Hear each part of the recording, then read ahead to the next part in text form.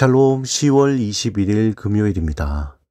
하나님의 크신 은혜와 사랑이 여러분의 삶 가운데 함께 하시길 소망합니다. 이 시간 시편 말씀을 읽고 묵상하며 하나님 앞에서 침묵으로 기도드리겠습니다. 시편 102편 1절에서 2절. 여호와여, 내 기도를 들으시고 나의 부르짖음을 주께 상달하게 하소서.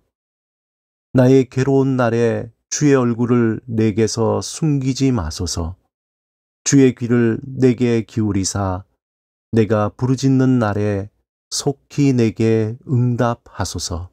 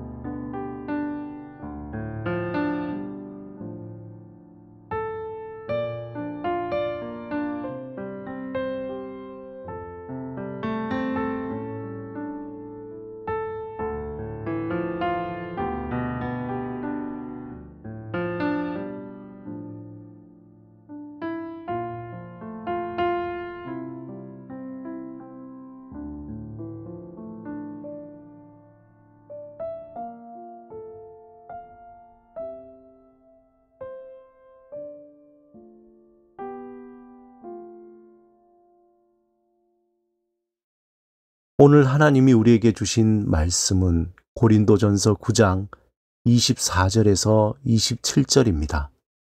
함께 말씀을 읽고 우리에게 들려주시는 하나님의 음성을 듣겠습니다.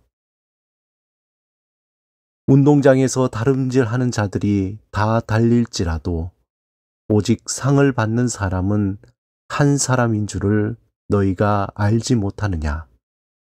너희도 상을 받도록 이와 같이 다름질하라. 이기기를 다투는 자마다 모든 일에 절제하나니 그들은 썩을 승리자의 관을 얻고자 하되 우리는 썩지 아니할 것을 얻고자 하노라. 그러므로 나는 다름질하기를 향방 없는 것 같이 아니하고 싸우기를 허공을 치는 것 같이 아니하며 내가 내 몸을 쳐 복종하게 함은 내가 남에게 전파한 후에 자신이 도리어 버림을 당할까 두려워함이로다. 이 시대를 중독의 시대라고 이야기합니다. 일 중독, 도박 중독, 또 마약 중독, 인터넷 중독, 쇼핑 중독, 알코올 중독.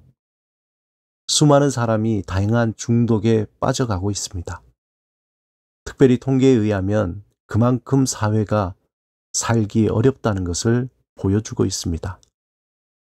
어떤 곳에 깊이 빠지지 않고 제정신으로 살기가 어려운 시대에 살고 있습니다. 이 중독의 문제는 단순히 개인의 문제가 아니라 우리 사회 구조와 종교와 교육 등 매우 복잡한 문제입니다. 요즘 같은 만몬주의 시대에서 오히려 사람들에게 중독을 부추깁니다. 더 많이 사야 하고, 더 많이 먹고, 더 많이 살을 빼고, 더 건강하게 하고, 더 예뻐지도록 계속해서 부추깁니다. 한마디로 브레이크가 없는 시대로 변화되고 있습니다. 여러분, 자동차에 브레이크가 없다면 어떻게 될까요? 상상만 해도 끔찍합니다. 이 사회가 브레이크를 잃어버릴 때 사회 이곳 저곳에서 사건 사고가 우후죽순처럼 일어나게 됩니다. 결국 대형 사고가 나고서야 후회하게 됩니다. 개인이나 사회나 똑같습니다. 현재 세계적으로 경제 문제, 환경 문제, 인권 문제들이 어떻게 보면 브레이크를 잃어버렸기 때문에 생겨난 문제들입니다. 바울은 사람을 기쁘게 하기보다는 복음 안에서 진정한 자유인으로서 하나님을 기쁘게 하기 위한 삶에 몰입했습니다. 왜냐하면 이전에 그는 어떤 면에서 종교 중독자로 살았기 때문입니다.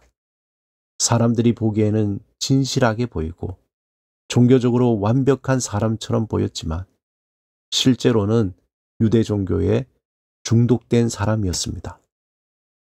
그 안에서 자유보다는 율법 아래 더욱 조여오는 종교적 무게감을 느꼈습니다. 그는 그것을 벗어나기 위해 누구보다 율법을 정확하게 지키고자 애를 썼습니다. 하지만 그러면 그럴수록 그에게 다가오는 두려움과 절망, 허무함이 그를 궁지에 몰아넣었습니다. 바울은 다메섹으로 가는 길에서 예수 그리스도를 만나게 되었습니다. 그는 복음 안에서 새로운 자유를 얻게 된 것입니다. 죽음의 두려움, 죄의 중압감, 삶의 의문이 모두 풀렸습니다. 그리고 그의 삶은 이전의 종교 중독자가 아닌 복음 전도자로서 새로운 삶을 살았습니다.